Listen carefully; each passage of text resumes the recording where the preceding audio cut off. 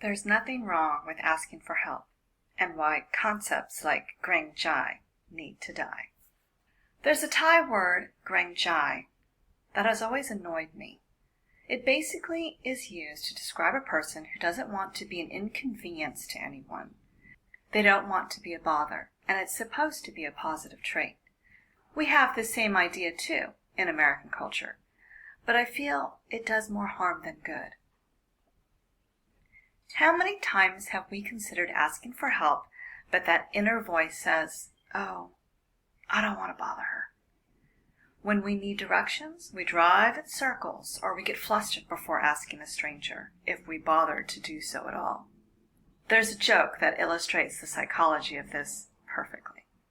A man's truck broke down by the side of the road. After he got out of his truck, he realized that he had a flat tire. The good news was he had a spare tire, but the bad news was he needed a jack. He saw a farmhouse in the distance and decided he had no choice but to ask if someone in the house had one. But he really didn't want to do it. Grudgingly, he walked towards the house, cursing to himself, imagining the man who answers the door telling him, "No, we don't have one." "Who are you? Go away." "It's gonna cost you." He could see on the homeowner's face a look of annoyance and irritation. Finally, he got to the house and knocked. A woman opened the door. He yelled, "To hell with you and your jack!"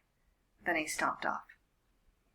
Greng Chai is supposed to mean considerate of others, but by being so-called considerate, we're not being considerate of ourselves. As an expat in Thailand, I find the concept of Gran Chai akin to locking myself in jail. Sometimes I have to ask for help, and sometimes I have to inconvenience others. I'll feel guilty, and I won't want to ask for help. If I were back home, I might have been able to figure it out on my own. Grown, educated men and women suddenly become helpless as babies when trying to set up roots in another country. My boyfriend told me stories of expat teachers with their Chinese students helping them with simple tasks like purchasing a fan or phone. And even if you know the language, there are cultural nuances, location-specific ways of doing things that you probably won't be aware of. When we returned to Chiang Mai a few months ago, we needed a very important letter sent to us. But we didn't have a permanent place to live yet, so we asked a friend if we could have the mail sent to her because she runs an apartment building. This meant we needed to get her address in English, contact phone numbers, and someone had to be there who could sign for it. Now, this is something that some of us would hesitate asking a friend to do, depending on the friend, I suppose. And we might even think of other options first. Sometimes we go to great lengths not to bother people, and when a friend or family member finds out, they inevitably say, "Why didn't you just ask us first? We could have helped you."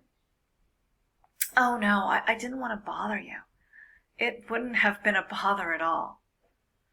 When I'm thrashing myself over the latest thing I need help with, I'm gently reminded, if the situation was reversed, would I do it?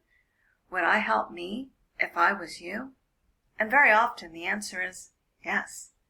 Our Thai friend who helped us receive the important letter did us a great favor and saved us a huge hassle of figuring out other options in a country where mail is not so reliable. The thing that Gran Chai fails to consider is that sometimes people don't mind helping. It's not an inconvenience, and it feels good. Then she did us another kind deed of finding us a temporary place to live because she knew we were looking, and we were helping her out too because the person who was originally going to stay at that apartment went someplace else. When I was back in Hawaii arguing with my mother because she was unhappy with my decision to return to Thailand, she said, "Don't ask Thai people for help." I was stunned as if I'd been slapped.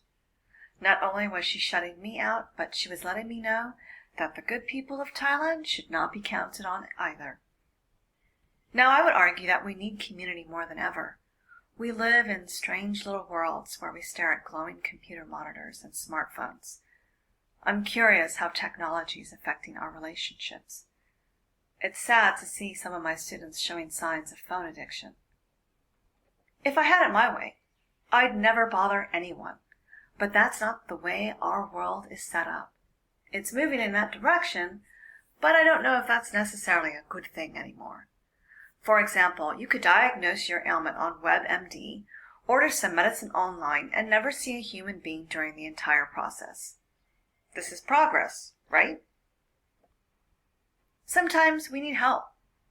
I hate that this idea of don't be a bother to other people is so pervasive in our cultures when at times reaching out is better than reaching in. I can't help but think about the popularity of suicide these days with the likes of 13 Reasons Why and celeb suicides. I believe concepts like Gran Chai can prevent people from getting help. Americans pride themselves on independence, and I understand why I'm not supposed to ask my neighbor to help me move boxes, or why I shouldn't ask a friend to take me to the airport. Perhaps it's seen as a sign of weakness, or maybe we're scared. During one of my darkest periods in my teaching career, I wasn't getting the support I needed. I felt quite isolated and stopped reaching out. I was ashamed. There are definitely times in our lives when we made the decision not to pick up the phone or write that email, when doing so would have made a world of difference. When I was in Hawaii, see Mom above, I decided to call my friends.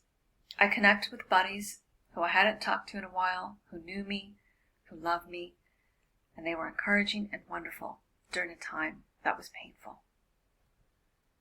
I say quit playing the martyr role and ask for help if you need it. Ask the stranger in the grocery parking lot if you're fumbling with your bags. Make a human connection, maybe even a new friend. Don't be afraid. Most longtime friends are thrilled to hear from us. Sure, some are too busy and aren't good at keeping in touch, but others are. Most people unload the good bits of their lives on social media, but offline, most people are dealing with crap just like you. You know, we're all about paying it forward and being charitable, but isn't it funny how we are not so comfortable with receiving? Let's stop that and work on achieving a healthier balance. Do you find it difficult to ask for help?